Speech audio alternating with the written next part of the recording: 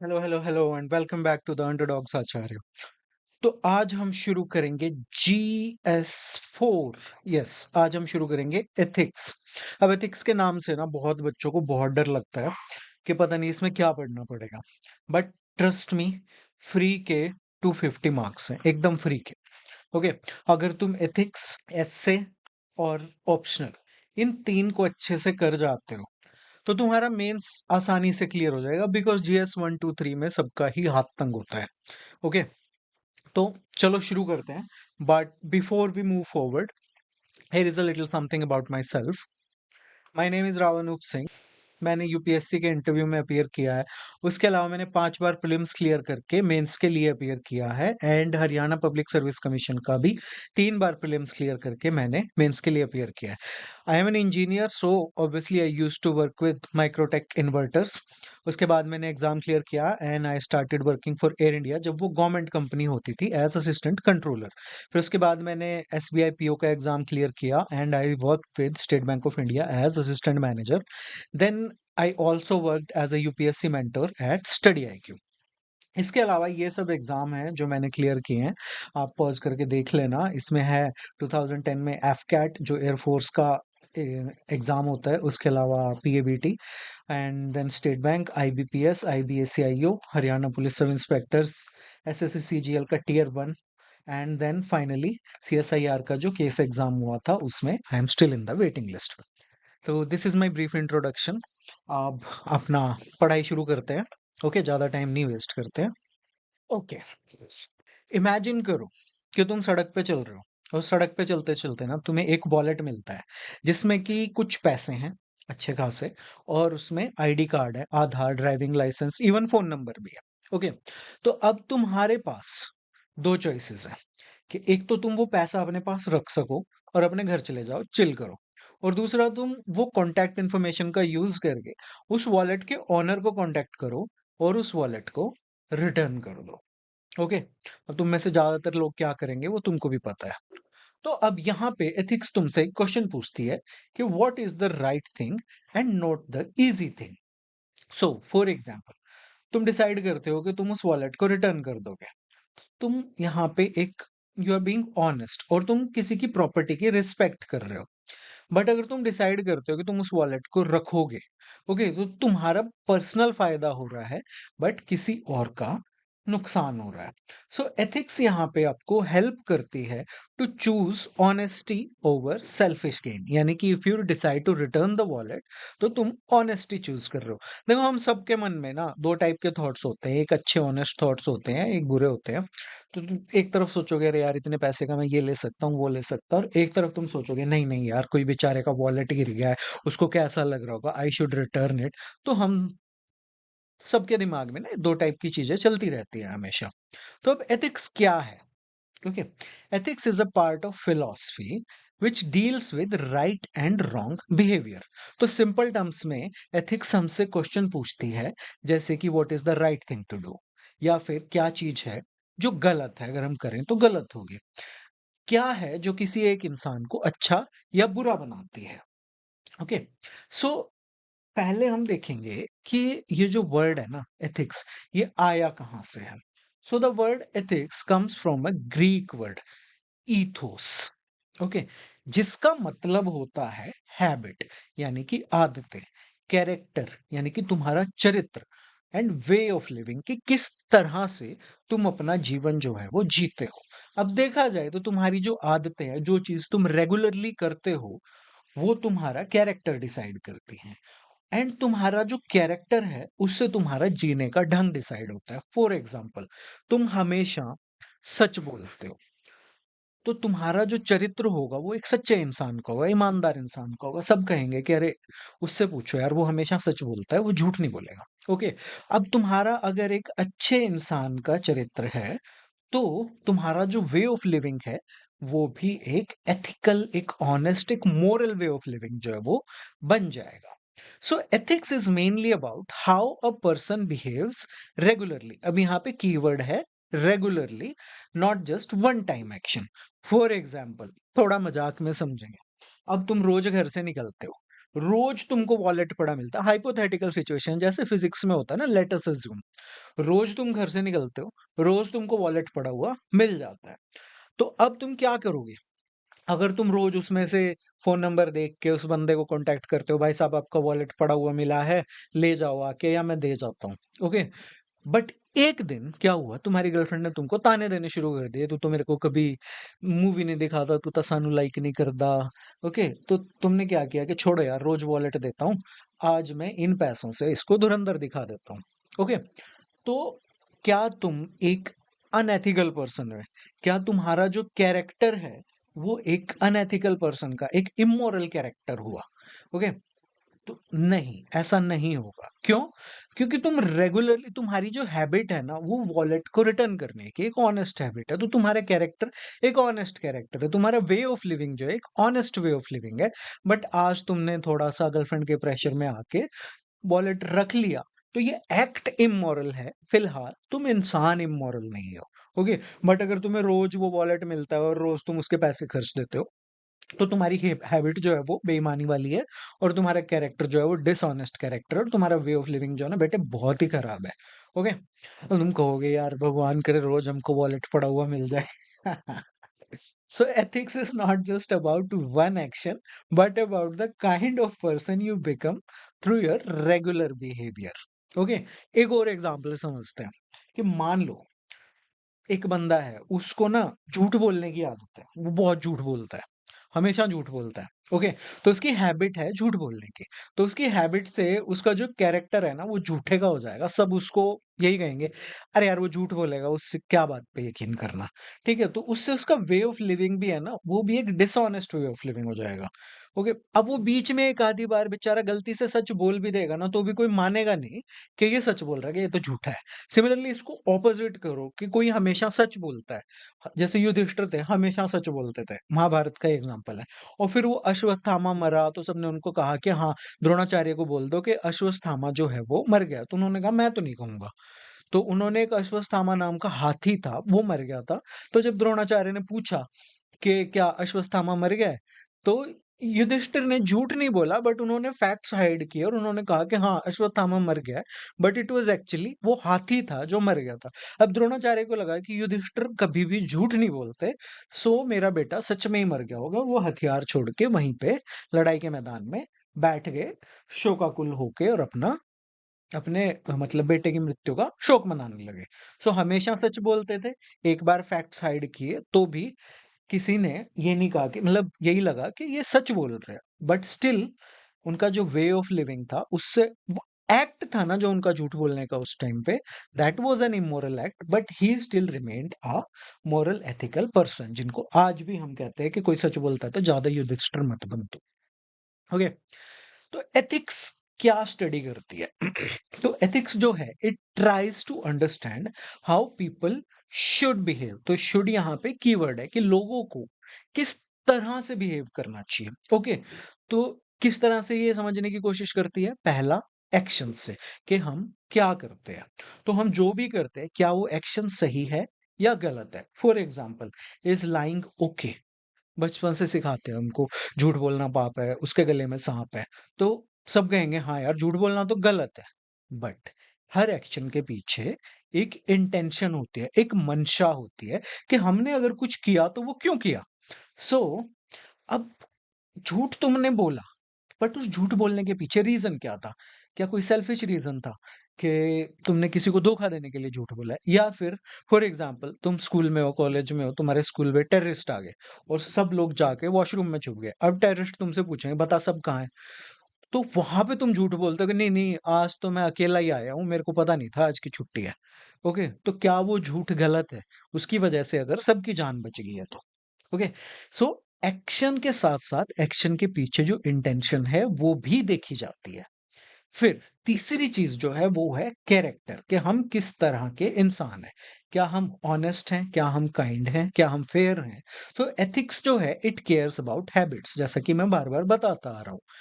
सिर्फ एक डिसीजन या एक एक्शन नहीं, रेगुलरली तुम कैसे बिहेव करते हो। Okay, so one lie does not define you, जैसे कि युधिष्ठिर की एक झूठ ने उनको डिफाइन नहीं किया, उनको आज भी हम धर्मराज युधिष्ठिर कहते हैं। बट अगर तुम रेगुलरली झूठ बोलोगे तो ये तुम्हारा कैरेक्टर बन जाता है कि ये तो झूठा है। फॉर एग्जाम्पल, प्रॉपर्टी डीलर होते हैं मार्केट में, हमको सबको पता है कि भाई अगर ये हमको कोई रूम दिखा रहे हैं, कोई फ्लैट दिखा रहे हैं, तो ये चार झूठ तो बोलेंगे ही बोलेंगे। ओके, तो अब कोई ईमानदार प्रॉपर्टी डीलर भी होगा ना, तो हमको यही लगता है कि नहीं यार, थोड़ा सा सतर्क रहो, दो चार झूठ तो इसने बोले ही होंगे ये प्रॉपर्टी दिखाने में। तो अब इतना सिंपल है, तो फिर प्रॉब्लम क्या है? ये 250 नंबर किस चीज के हैं? Why is ethics complicated? क्योंकि चीजें ना लाइफ में जब हम उनको एक्चुअल में इम्प्लीमेंट करते हैं ना रियल लाइफ सिचुएशन में, तो वो इतनी आसान नहीं होती। ओके, तो बहुत सारे क्वेश्चन होते हैं हमारी लाइफ में जिनका कोई क्लियर, कोई एक करेक्ट आंसर नहीं होता और नहीं हो सकता। फॉर एग्जाम्पल, क्वेश्चन पूछो, क्या किसी की जान लेना या किसी का जीवन समाप्त करना, क्या वो हमेशा गलत है? या फिर उसको किन कुछ एक्सट्रीम कंडीशंस में एक्सेप्टेबल भी कहा जा सकता है? अगर अब यहाँ पे काउंटर क्वेश्चन होते हैं कि अगर किसी इंसान ने बहुत ही सीरियस क्राइम किया है, सीरियल किलर है, ओके, 150 मर्डर कर चुका है, 200 मर्डर कर चुका है, और अगर वो सोसाइटी में खुला रहेगा तो वो और मर्डर करेगा, उसको जेल में रखोगे तो वहां भी मर्डर करेगा, तो क्या उसको डेथ पेनल्टी दी जानी चाहिए? Okay, if someone is suffering, okay, like coma में है, वेजिटेटिव स्टेट में है, एंड रिकवर नहीं कर सकता, तो क्या ये सही है कि we should give them a right to euthanasia? Okay, then is it, question एक और क्वेश्चन है कि is it right to raise animals only for food? क्या सिर्फ खाने के लिए जानवरों को पालना सही होता है? या फिर is it okay to tell a small lie to avoid hurting someone's feelings? वो हाउसफुल में डायलॉग है ना, अगर किसी झूठ से किसी का घर बसता है तो वो झूठ झूठ नहीं होता। तो क्या एक छोटा सा झूठ बोला जा सकता है अगर किसी की फीलिंग्स हर्ट ना हो? फॉर एग्जाम्पल एग्जाम्पल तुम यूपीएससी के प्री में फेल हो गए, भगवान ना करे तुम हो, बट तुम हो गए, और तुमको पता है कि अब तुम ये घर पे बताओगे तो तुम्हारी मम्मी दुखी होगी, रोएगी 2-3 दिन तक। तो क्या तुम झूठ बोल दो कि हाँ मैं पास हो गया, और फिर बोल दो मैं मेंस में फेल हो गया? ओके, तो क्या ये छोटा सा झूठ बोलना किसी की फीलिंग्स को हर्ट होने से बचाने के लिए, क्या ये सही है? अब ये जो क्वेश्चन है ना, ये इनसे हमें पता चलता है कि एथिक्स जो है it is not black and white, क्योंकि इन सिचुएशंस में अलग-अलग लोग जो हैं वो अलग-अलग आंसर देंगे। कोई कहेगा कि नहीं भाई, झूठ तो बिल्कुल नहीं बोलना चाहिए, और कोई कहेगा कि नहीं ठीक है, थोड़ा बहुत दाल में नमक जितना तो चलता है। कोई कहेगा कि हाँ, हम खाने के लिए एनिमल्स को पाल सकते हैं। कोई कहेगा कि नहीं, नहीं यार, जीव हत्या तो बहुत पाप है। कोई कहेगा कि जान लेना किसी भी कंडीशन में गलत है। तो वहीं पे कोई कहेगा कि ये तो सोल्जर की ड्यूटी है युद्ध में दुश्मन को मारना, लड़ाई में दुश्मन को मारना, या फिर यूथनेशिया इज गुड, या अबॉर्शन शुड बी लीगल। तो अलग-अलग क्वेश्चंस में अलग-अलग लोगों की अलग-अलग ओपिनियन होती है, जिसकी वजह से एथिक्स जो है वो एक कॉम्प्लिकेटेड सब्जेक्ट बन जाता है। अब पूछोगे तुम कि भाई अलग-अलग लोगों की अलग आंसर्स क्यों होते हैं इन चीजों में? ऐसा इसलिए है कि देखो, हमको इनहेरेंटली नहीं पता होता पैदा होते ही कि क्या सही है क्या गलत। तो तुमने देखे होंगे ना यूट्यूब पे वीडियो, छोटे छोटे बच्चे सांप को पकड़ लेते हैं, कि उनको नहीं पता होता भाई सांप खतरनाक है, जहरीला है। तो इसी तरह हमको भी इनहेरेंटली नहीं पता होता कि क्या सही है और क्या गलत है। ये जो आइडियाज होते हैं ना, ये सही और गलत के, ये ओवर टाइम डेवलप होते हैं डिफरेंट सोर्सेज से, अलग अलग सोर्सेज से। तो वो क्या सोर्सेज है? जैसे सोसाइटी है, वो हमें बताती है क्या सही है क्या गलत है। रिलीजन हमें बताता है, जो भी रिलीजन हम फॉलो करते हैं, क्या सही है गलत है। रीजन और लॉजिक भी लगाते हैं कई लोग, ह्यूमन नेचर भी होता है, और भी बहुत सारे रीजन होते हैं। अभी देखते हैं एक एक करके कि कैसे। ओके, तो सबसे पहले देखते हैं सोसाइटी, कि हमारे आसपास जो लोग हैं वो बिलीव करते हैं जिन चीजों में, अच्छा ये एक्सेप्टेबल बिहेवियर है और ये इनएक्सेप्टेबल बिहेवियर है, तो उससे हमारी भी एथिक्स, हमारी भी वैल्यूज डेवलप होती है। ओके, जैसे कि अगर आप जापान जाओगे और वहां पे आपने चिप्स खा के रैपर फेंक दिया, तो लोग ना आपको बहुत ही ऐसे घृणितहीन भावना वाली नजरों से देखेंगे, कहाँ से आ गया ये गंवार। ओके, वहीं ये रियल इंसिडेंट है, एक लड़की ने गुड़गांव में ही अपने ऑफिस से निकली, चिप्स खाए, और वो जो पैकेट था ना उसको अपने बैग की पॉकेट में रख लिया कि कहीं पे डस्टबिन दिखेगा तो फेंकूंगी। तो उसका जो फ्रेंड ग्रुप था ना, सब उसको मिलके चिढ़ाने लग गए, मोदी की चमची, मोदी की चमची। सो जापान की सोसाइटी में तुम गार्बेज सड़क पे फेंकोगे, जो कि एक क्लीन और डिसिप्लिन्ड सोसाइटी है, तो लोग उसको गलत सोचेंगे। वहीं इंडिया में अगर तुम कूड़ा सड़क पे फेंकते हो, गाड़ी से चलते फेंक देते हो, तो लोगों को लगता है नॉर्मल है, ठीक है, बाद में सोशल मीडिया फ़ोटो डाल देंगे, लोग कब सुधरेंगे, बट थोड़ी देर बाद खुद बिस्किट खा के पैकेट फेंक देते हैं। सो एथिक्स यहाँ पे इन्फ्लुएंस होती है बाय द पीपल जो कि तुम्हारे आस-पास है और वो नॉर्मली क्या काम करते हैं, उससे। ओके। दूसरा है रिलीजन, यानी कि रिलीजन भी जो है हमें सही और गलत की शिक्षा देता है। तो रिलीजन जो है वो क्लियर गाइडलाइंस देता है about moral behaviour. For example, एक इंसान है, वो त्योहार वगैरह पे गरीबों को खाना खिलाता है। ओके। ऐसा क्यों है? कोई कानून तो उसको नहीं कहता ना कि तुम गरीबों को खाना खिलाओ दिवाली पे, होली पे, ईद पे, क्रिसमस पे, नहीं। वो ऐसा इसलिए करता है क्योंकि उसका रिलीजन उसको सिखाता है कि चैरिटी और कंपैशन जो है वो अच्छी चीज़ है, whatever be the reason, but ये अच्छी चीज़ है। तो रिलीजन भी हमारे एथिक्स को शेप करता है क्योंकि ये हमें मोरल रूल्स और ड्यूटीज़ जो हैं वो सिखाता है। नाउ नेक्स्ट रीजन है reason and logic. Reason and logic. Okay. तो इसमें क्या होगा, thinking carefully about the consequences, यानी कि कुछ भी हम करने वाले हैं तो वो करने से पहले हम थोड़ा रीजन और लॉजिक लगाएंगे कि मैं ये करूंगा तो इसके कॉन्सिक्वेंसेस क्या होंगे। ओके। तो इमेजिन करो तुम आईएएस बन जाते हो। ओके। और तुम्हारे पास एक ठेकेदार आता है, कॉन्ट्रैक्टर आता है 5 लाख रुपए की रिश्वत लेके और कहता है कि मेरा ये प्रोजेक्ट अप्रूव कर दो पुल बनाने का और 5 लाख रुपए।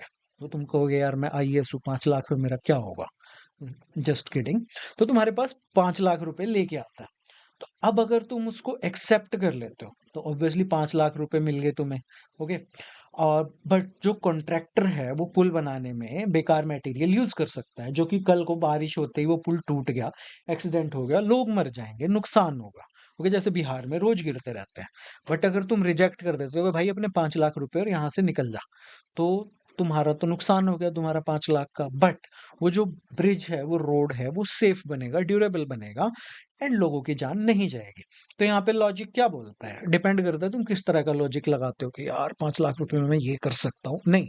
यहाँ पे लॉजिक क्या कहता है कि कॉन्सिक्वेंसेस के बारे में सोचो कि स्मॉल पर्सनल गेन ज्यादा जरूरी है या लार्ज पब्लिक हार्म को अवॉइड करना ज्यादा जरूरी है। तो इस तरह से रीजन और लॉजिक से भी तुम कंक्लूजन्स पे पहुंचते हो। नेक्स्ट है ह्यूमन नेचर। अब कई बार क्या होता है ना कि हमारी कॉन्शियंस हमें बताती है, हमारी अंतरात्मा बताती है कि क्या करना सही है, क्या करना गलत है। क्योंकि कुछ वैल्यूज जो होती है ना वो हमारे अंदर नेचुरली होती है। जैसे छोटे बच्चे देखे होंगे ना, वो छोटा भाई बहन रो रहा है उनका तो जाके हग कर लेते हैं। कौन सिखाता है उनको? वो कॉन्शियंस जो है वो उनकी सिखाती है, अंतरात्मा होती है। एक एम्पथी और फेयरनेस उनके हमारे अंदर होती है, अगर तुम साइकोपैथ नहीं हो तो ये जो है ये ह्यूमन इवोल्यूशन से आते हैं, shared feelings like empathy and fairness. For example, सड़क पे चलते चलते कोई बच्चा गिर जाता है और रोना शुरू कर देता है। तो तुम्हें कोई नहीं बताता कि तुम्हें क्या करना है, तुम्हें खुद ही आता है, अरे अरे बच्चा गिर गया, तो तुम उसके पास जाते हो, उसको उठाते हो कि उठ जा बेटा, कुछ नहीं हुआ, कुछ नहीं हुआ, चींटी मर गई, चींटी मर गई, रोना नहीं, ले टॉफी ले। ठीक है। तो ये नेचुरल एम्पैथी है जो तुम्हारे अंदर आती है। कुछ ऐसे भी होते हैं नालायक जो बच्चा गिरता है तो उसको देख के हंसते हैं, बट नेचुरली एम्पैथी आती है कि अरे यार छोटा बच्चा गिर गया है। अब कॉन्फ्लिक्ट्स क्यों होते हैं सोसाइटी में? क्योंकि हर सोर्स एक अलग आंसर देता है। ओके। तो सम रिलीजन, अब किसी की रिलीजियस व्यूज हैं। ओके। कैथोलिक क्रिश्चियंस होते हैं, वो कहते हैं कि do not end life under any condition. जान तो लेनी ही नहीं है, human life is pious, okay, sacred. But logic, कई जगह लॉजिक कहता है कि ending suffering is more human. अगर कोई तड़प रहा है, ओके, या सफर कर रहा है जीवन में, उसकी क्वालिटी ऑफ लाइफ होती है ना, तो वहां पे उसकी सफरिंग को एंड करना इज ह्यूमन। अब मिलिट्री एथिक्स कह सकती है तुम्हें कि सोल्जर की ड्यूटी है अपने दुश्मन को वॉर में मारना। लॉ कह सकता है कि भाई कैपिटल पनिशमेंट, डेथ पेनल्टी देना इज ओके। अब एक इंसान की ये व्यू है, एक की ये है, एक की ये है, तो ये आपस में डिस्कशन करेंगे तो कॉन्फ्लिक्ट होगा। तो यहाँ पे क्या होता है कि इससे डिबेट्स क्रिएट होते हैं, इश्यूज होते हैं, and then issues like euthanasia, capital punishment, abortions etcetera पे कॉन्फ्लिक्ट्स क्रिएट होते हैं, प्रेशर ग्रुप बनाते हैं, रिलीजियस लोग अपना अलग बनाएंगे, विमेन्स ग्रुप अपना अलग बनाएंगे, इस तरह से देन कॉन्फ्लिक्ट्स हो जाते हैं सोसाइटी के अंदर, बिकॉज व्यू पॉइंट्स जो हैं वो क्लैश करते हैं। तो what does ethics actually do? So ethics जो है ना वो सिंपली डिस्क्राइब नहीं करती कि लोग क्या करते हैं। ऑल्दो डिस्क्रिप्टिव एथिक्स होती है बट स्टिल इंस्टेड ये जज करती है कि क्या जो एक्शंस हैं वो सही हैं या गलत है। फॉर एग्जाम्पल साइकोलॉजी जो है वो स्टडी करती है कि लोग झूठ क्यों बोलते हैं, why people lie. But ethics जो है वो पूछती है कि क्या झूठ बोलना सही है या गलत है, और उसमें वो सारी डायमेंशन लगाती है जो हमने पीछे एग्जाम्पल दिए हैं। सो एथिक्स इज अबाउट इवैल्यूएशन कि सही इवैल्यूएशन मतलब उसको चेक करना क्या ये सही है या गलत है, नॉट जस्ट ऑब्जर्वेशन। ओके, तो सिंपलेस्ट टर्म में देखें तो ethics is a study of how a person should behave, what makes actions right and wrong, क्या चीजें हैं जो किसी भी एक्शन को सही या गलत बनाती हैं, और हमें किस तरह का इंसान बनना चाहिए। It helps us move from just living life to living it in a morally good way. Okay, अब ये तो हो गया कि एथिक्स क्या है। अब हमें ये भी समझना है कि एथिक्स क्या नहीं है। तो ethics is about deciding what is right and wrong, हमने देख लिया। बट बहुत सारे लोग होते हैं ना, वो कंफ्यूज हो जाते हैं कि वो रिलीजन को भी एथिक्स कह देते हैं, वो लॉ को भी एथिक्स कह देते हैं, वो कल्चर को भी एथिक्स कह देते हैं। ये सब चीजें रिलेटेड हैं बट ये सेम नहीं है। कैसे देखते हैं। Why is ethics not religion? ठीक है, because ethics does not depend on religion. तुम कहोगे कैसे, अभी तो तुम कह रहे थे कि रिलीजन जो है हमें चैरिटी कंपैशन ये सब सिखाता है, अभी तुम कह रहे हो कि ethics does not depend on religion, ये क्या बात हुई? देखो, एक इंसान को मॉरली गुड होने के लिए, एथिकल होने के लिए जरूरी नहीं है कि वो किसी रिलीजन को फॉलो करे। रिलीजन हमें अच्छी चीजें सिखाता है, गुड वैल्यूज सिखाता है, नो डाउट, जैसे कि honesty, kindness, compassion. But ethical thinking जो होती है ना वो बिना रिलीजियस बिलीफ के भी एग्जिस्ट कर सकती है। कैसे?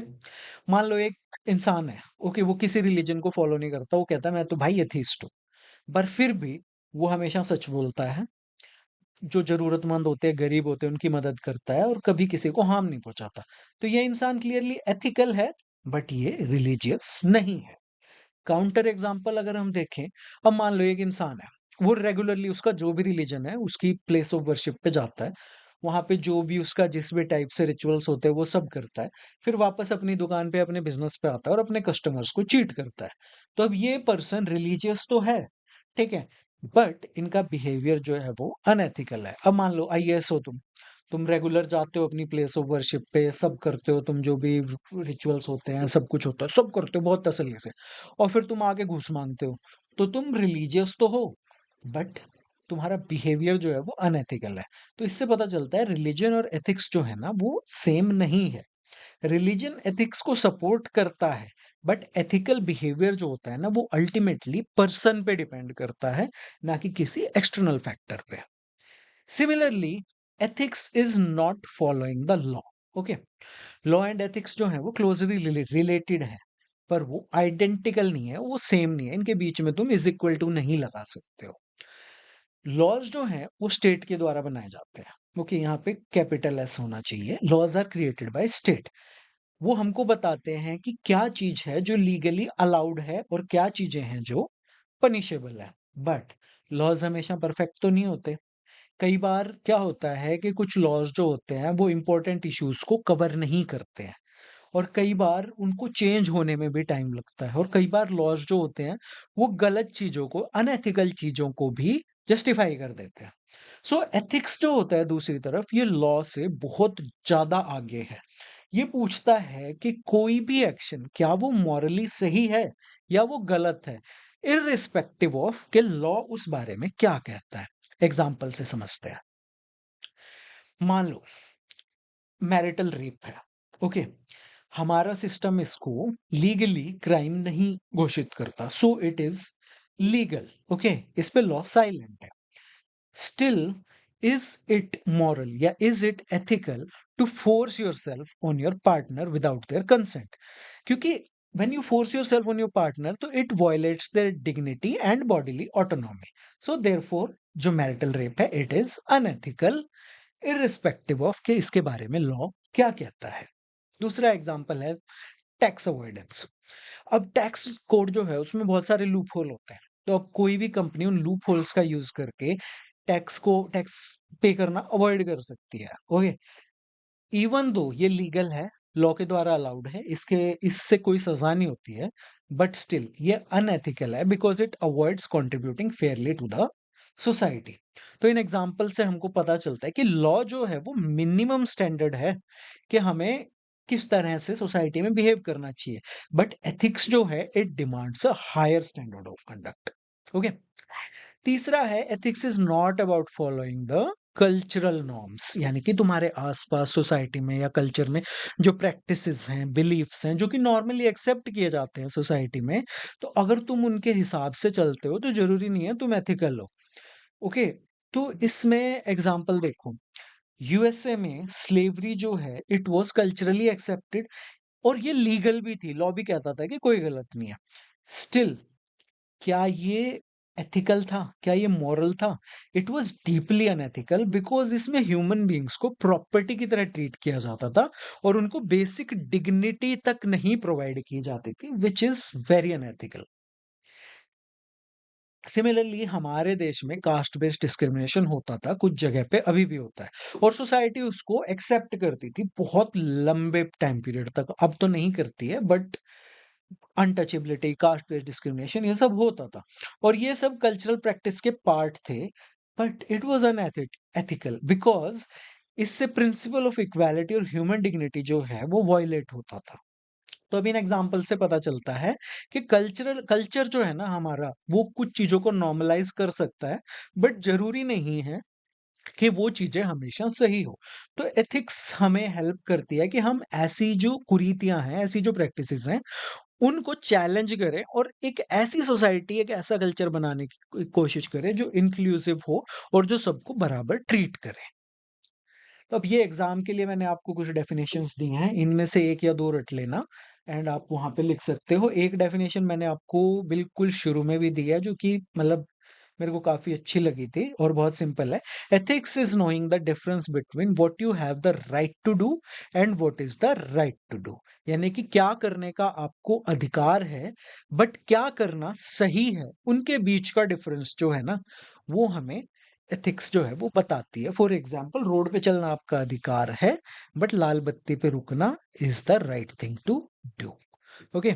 सो इस वीडियो की अगर आपको ये पीडीएफ चाहिए तो इसको आप मेरे टेलीग्राम चैनल से डाउनलोड कर सकते हो, जिसका ये क्यूआर कोड है और यहाँ से आप ये लिख के भी सर्च कर सकते हो द अंडरडॉग्स आचार्य। तो लाइक करें, शेयर करें, सब्सक्राइब करें और नोटिफिकेशंस को ऑन कर लेना, ठीक है, ताकि अगले वीडियो का पता चल जाए। You are watching the underdogs Acharya, my name is Ravnoop Singh. Dream big, work hard, make it happen. ये है आज की motivation. Have a good day, take care.